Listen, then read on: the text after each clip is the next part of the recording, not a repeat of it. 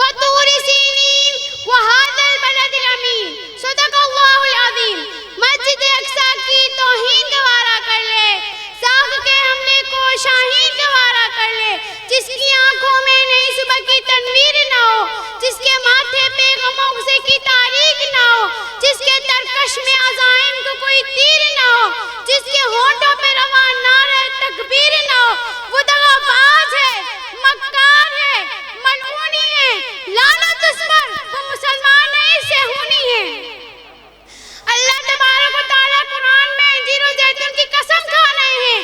علماء نے زیتون سے فلسطین کا علاقہ مراد کیا ہے۔ یہ بہت ہی مبارک اور بابرکت علاقہ ہے، انبیاء کی اجتماعی کا ہے، ایمانی اور نورانی ہوا کی جوقتوں کو ماتا کر دیتے ہیں۔ یہ وہ مبارک زمین ہے جہاں 5000 صحابہ کرام رضی اللہ عنہ کا خون گرا ہے، جہاں مسجد اقصی واقع ہے جو امت مسلمہ قبلہ اول بھی ہے۔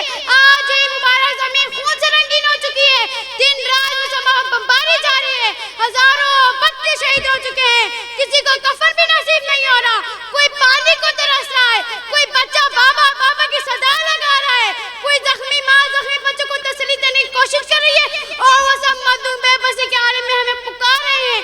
ہماری بے بسی کا عالم یہ ہے کہ ہم اب تک غفلت کے نہیں سو رہے ہیں، بس اتنا خیال رکھنا اب قیامت باقی ہے، روزہ محشر سجنے کو ہے، سوالوں کے جواب تیار رکھنا، سوالوں کے جواب تیار رکھنا، سوالوں کے جواب تیار رکھنا۔